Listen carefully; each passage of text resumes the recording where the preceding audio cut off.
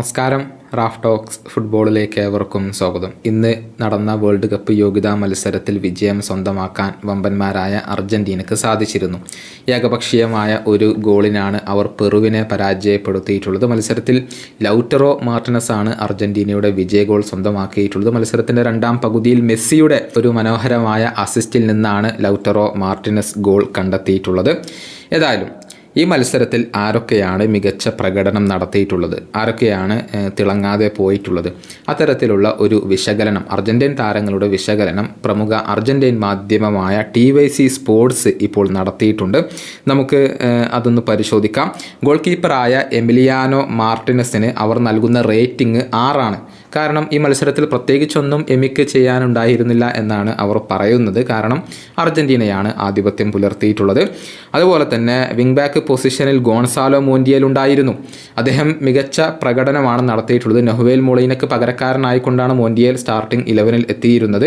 മികച്ച പ്രകടനം അദ്ദേഹം നടത്തിയിട്ടുണ്ട് എന്ന് TYC സ്പോർട്സ് വിശകലനം ചെയ്യുന്നുണ്ട്. അദ്ദേഹത്തിന് അവർ നൽകിയിരിക്കുന്ന റേറ്റിംഗ് 7 ആണ്. അതുപോലെ തന്നെ സെൻട്രൽ ബാക്ക് പൊസിഷനിൽ ലിയനാർഡോ ബാലർഡി ഉണ്ടായിരുന്നു.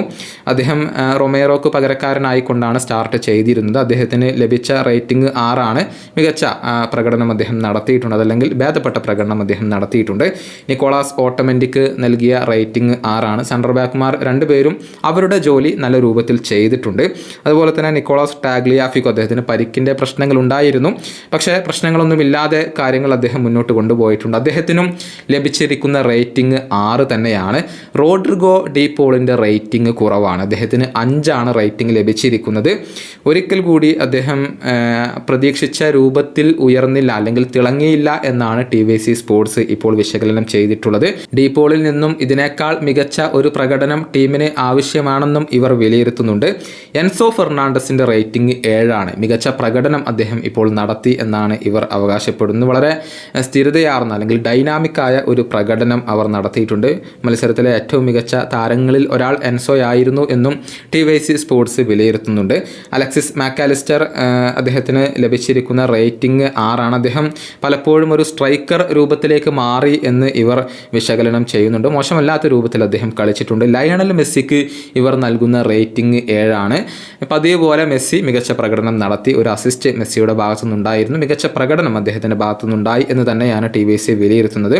അതുപോലെ തന്നെ ലൗറ്ററോ മാർട്ടിനസിനാണ് അവർ ഏറ്റവും കൂടുതൽ റേറ്റിംഗ് നൽകിയിട്ടുള്ളത്. 7 തന്നെയാണ് അവർ നൽകിയിട്ടുള്ളത്. അതിനോടൊപ്പം തന്നെ ഒരു സ്റ്റാർ കൂടി അവർ നൽകിയിട്ടുണ്ട്. ഈ ഒരു വിജയ ഗോൾ നേടാൻ അദ്ദേഹത്തിന് കഴിഞ്ഞു. കിട്ടിയ അവസരങ്ങൾ മുതലെടുക്കാൻ ലൗറ്ററോ തൻ്റെ മികവ് കാണിക്കുന്നു എന്നാണ് അവർ അവകാശപ്പെട്ടിട്ടുള്ളത്. ഹൂലിയൻ ആൽവരസിന് ഈ ഒരു റേറ്റിംഗ് കുറവാണ്. ലെഫ്റ്റ് വിങ്ങിലായിരുന്നു അദ്ദേഹം കളിച്ചിരുന്നത്. ആ പൊസിഷനിൽ അദ്ദേഹത്തിന് തിളങ്ങാൻ കഴിയുന്നില്ല എന്നാണ് ഇവർ പറഞ്ഞു വെക്കുന്നത്. അദ്ദേഹത്തിന് ലഭിച്ച ഒരു റേറ്റിംഗ് 5 ആണ്. അതുപോലെ തന്നെ നെഹുവേൻ പെരസിന് ഇവർ റേറ്റിംഗ് ആയിക്കൊണ്ട് 6 നൽകുന്നുണ്ട് എന്നുള്ളത് കൂടി എടുത്തു പറയേണ്ട കാര്യമാണ്. ഇനി പരിശീലകനായ സ്കലോണിക്ക് ഇവർ നൽകുന്ന റേറ്റിംഗ് 6 ആണ്.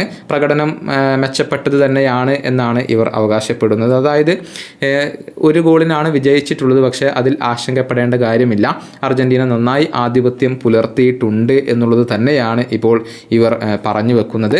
തീർച്ചയായും TYC സ്പോർട്സ് ഈ ഒരു പ്രകടനത്തിൽ സംതൃപ്തരാണ്. 1-2 താരങ്ങളുടെ ഒരു ശരാശരി പ്രകടനം മാറ്റി നിർത്തിയാൽ എല്ലാവരും നല്ല രൂപത്തിൽ തന്നെ കളിച്ചു എന്നാണ് TYC സ്പോർട്സ് ഇപ്പോൾ റിപ്പോർട്ട് ചെയ്തിട്ടുള്ളത്. ഈ വീഡിയോയുടെ അവസാനിപ്പിക്കുന്നു. ഫുട്ബോൾ ലോകത്തെ കൂടുതൽ വിശേഷങ്ങളുമായി റാഫ് ടോക്സ് കൊണ്ടുവെത്താം.